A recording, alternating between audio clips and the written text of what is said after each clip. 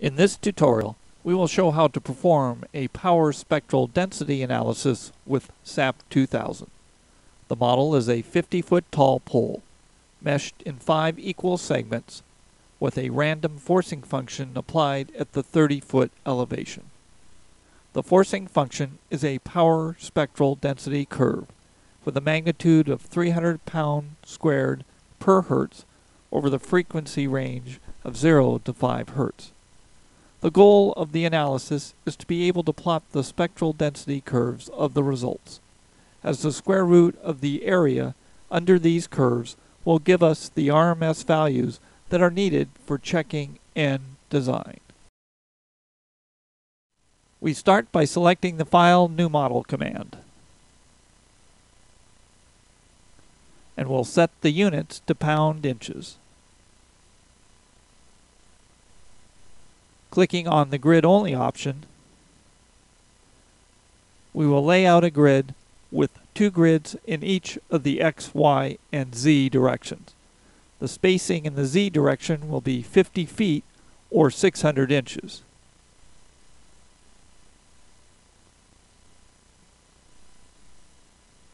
We will set the left view to an elevation.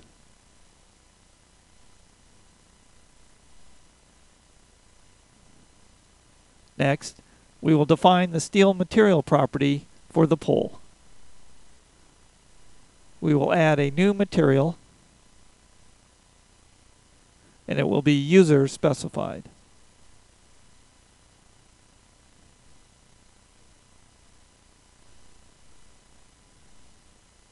We will call it pole steel,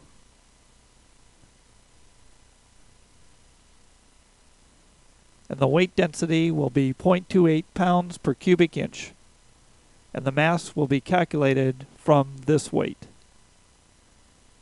The modulus of elasticity will be 30 million psi.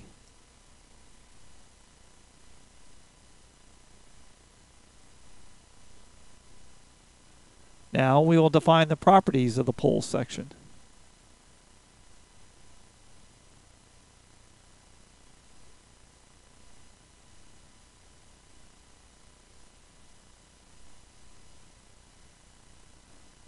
We will use a general section. Our section will have an area of 10 square inches and a moment of inertia of 200 inches to the fourth. Shear areas will also be 10 inches square. We can skip the other variables as they are not pertinent to our model.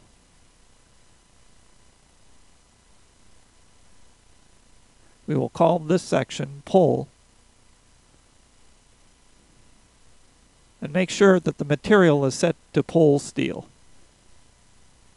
You can ignore the depth and width dimensions as they are for display purposes only.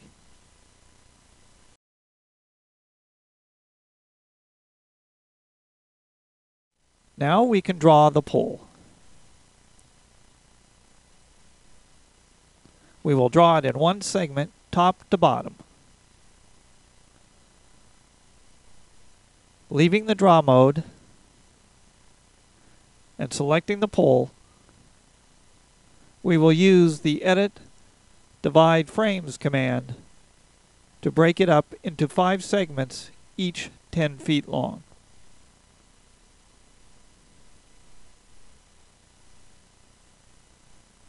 The base is to be fixed, so we select the bottom joint and assign a fixed restraint.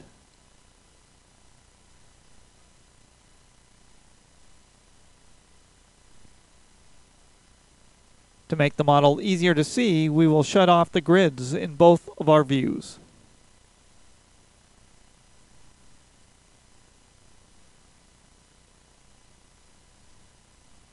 And we'll make the nodes visible in our elevation view.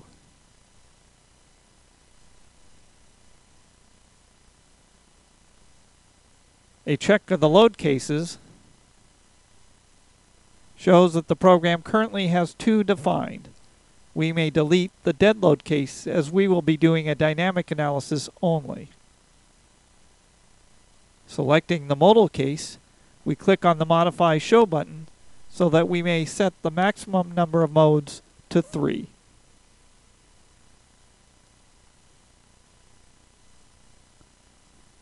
For this example, we will do only a planar analysis in the XZ plane. We are now ready to run the modal analysis. It is important to note that we are running a modal analysis only at this time. We are not doing a power spectral density analysis, as we require frequency information from our model prior to plotting spectral density curves. With the analysis complete, we need to determine what frequencies fall under our 5 Hz cutoff on the random forcing function.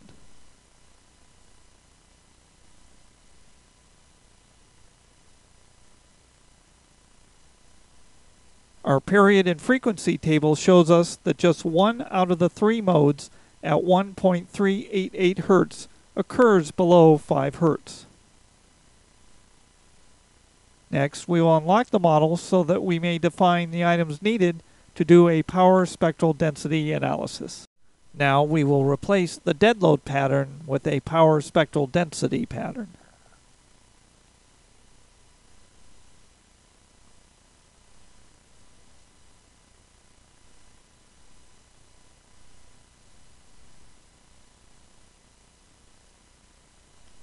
We will select the joint at the 30-foot or 360-inch elevation and assign a unit load in the X direction.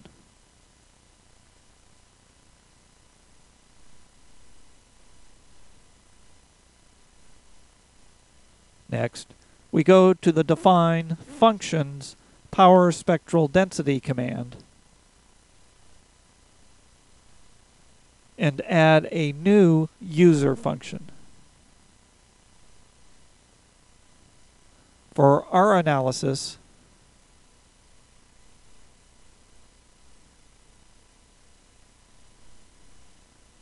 the value will be 300 from 0 to 5 Hz.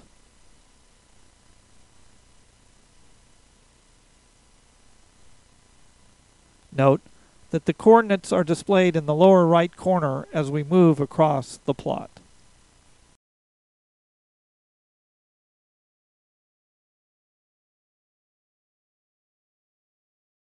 The last item to define is a PSD load case. We will add a new case called PSD. Make sure that the load case type is set to power spectral density.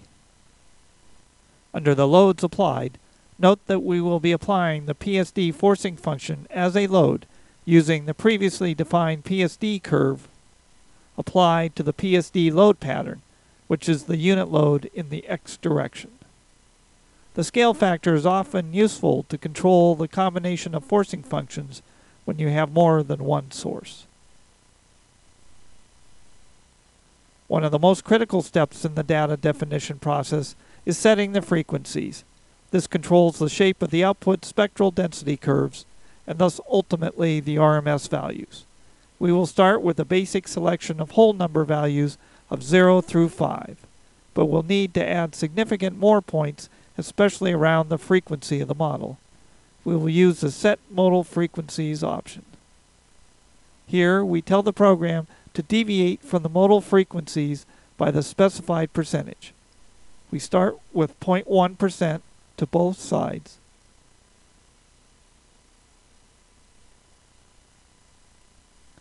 Followed by 0.2%,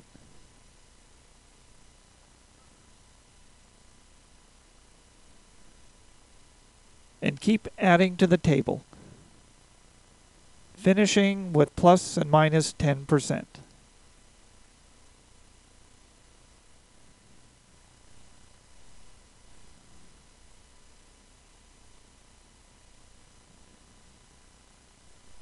It is very important to have an adequate number of points around the structure's frequency.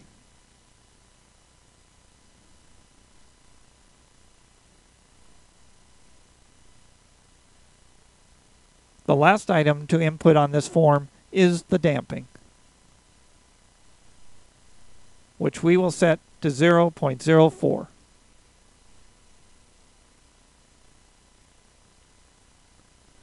We are now ready to run the analysis for the power spectral density load case.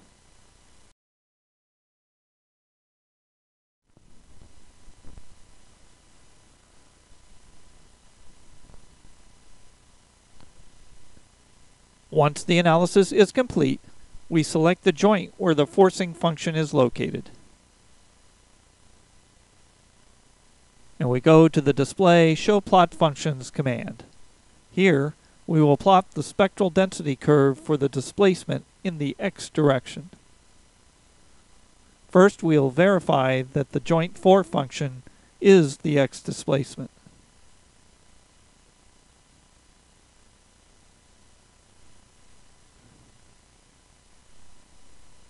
We will select the joint for function as the vertical function, and note that the program knows to plot the values against frequency due to it being a PSD analysis. Note how narrow the curve is and why it was important to include numerous points around the fundamental frequency. What we are ultimately interested in is the square root of the area under the curve, which gives us the RMS value of the displacement. We can get the RMS value by asking the program to display the deformed shape.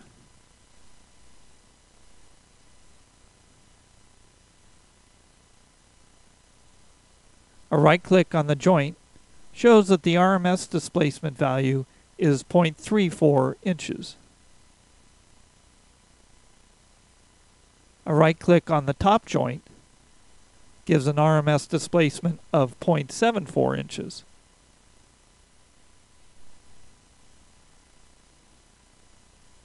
We can obtain the RMS values for the forces in the model by going to the Display Show Forces command and selecting the PSD load case.